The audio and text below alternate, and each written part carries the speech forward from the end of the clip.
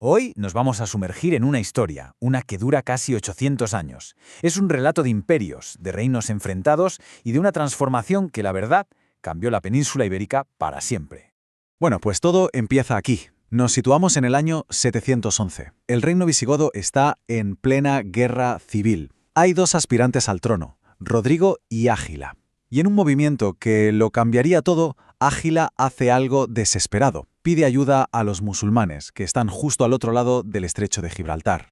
Y lo que pasó fue un giro de guión total. En la batalla de Guadalete, el rey Rodrigo cae derrotado, y con él, todo el reino visigodo.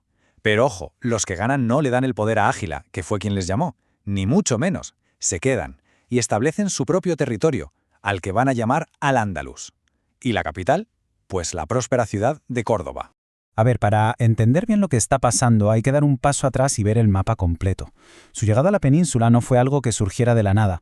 El Islam, que lo funda Mahoma en el siglo VII, había tenido una expansión, rapidísima. En apenas un siglo iba desde Asia hasta haber cruzado todo el norte de África.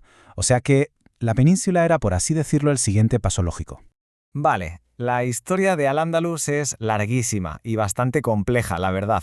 Pero para que no nos perdamos, lo mejor es dividirla en 4 grandes etapas. Son 4 fases muy claras que nos van a contar su evolución, su momento de máximo esplendor y su final.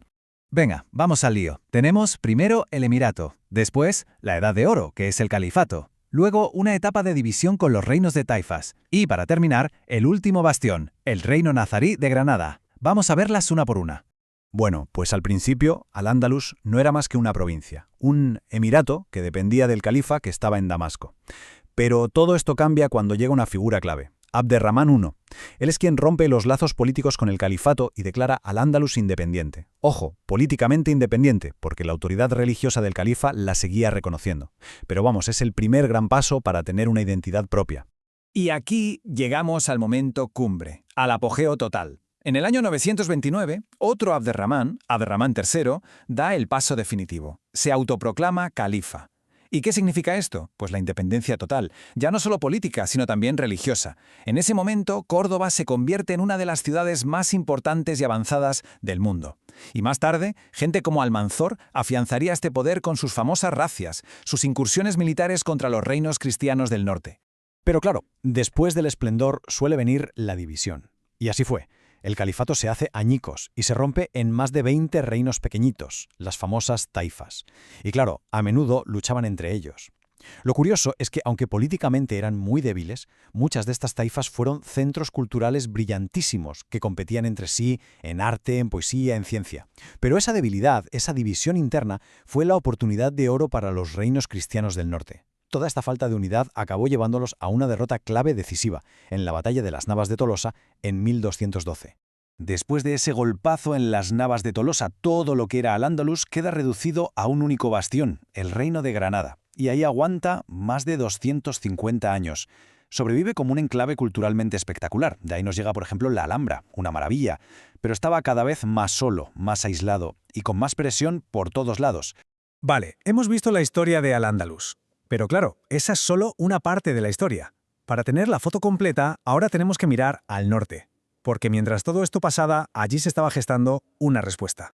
Exacto. Mientras Al-Ándalus crecía y florecía en el sur, ¿qué pasaba con los visigodos que consiguieron escapar de la invasión del 711? Pues no se rindieron. Se refugiaron en las montañas del norte, que eran mucho más fáciles de defender, y desde allí empezaron a organizarse. Y estos focos de resistencia aparecieron sobre todo en 2 zonas clave. Por un lado, en la cordillera Cantábrica, de ahí nace el reino de Asturias. Y por otro, en la zona de los Pirineos, donde surgen el reino de Navarra, el condado de Aragón y los condados catalanes. Estos pequeños núcleos van a ser la semilla, el germen de los grandes reinos que con el tiempo le darían la vuelta al mapa. Y a todo este proceso, que fue larguísimo de expansión de estos reinos cristianos hacia el sur, se le acabó dando un nombre: la Reconquista. Es un concepto clave y también con mucha carga ideológica, que va a definir la forma de contar la historia de los siguientes 700 años. Y el cambio a lo largo de los siglos es que es brutal. Solo hay que ver los mapas. Si miramos uno del año 800, más o menos, vemos que Al-Ándalus es casi toda la península.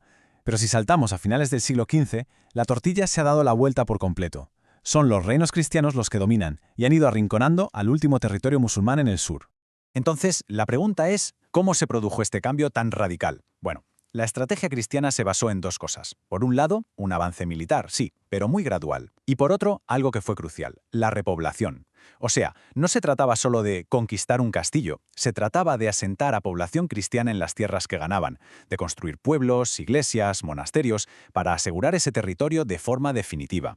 Y esa constancia, sumada a las peleas internas de las taifas, pues fue lo que inclinó la balanza. Después de la batalla de 1212, el avance ya fue imparable y se consolidaron 4 grandes reinos cristianos: Castilla, Aragón, Navarra y Portugal.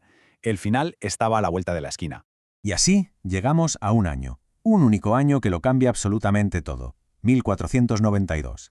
Es en 1492 cuando el matrimonio formado por Isabel I de Castilla y Fernando II de Aragón, los que conocemos como los Reyes Católicos, da el golpe de gracia. Conquistan el reino nazarí de Granada. Y con eso se acaba. Se pone fin a casi 8 siglos de presencia musulmana en la península y se unifica la mayor parte del territorio bajo su corona.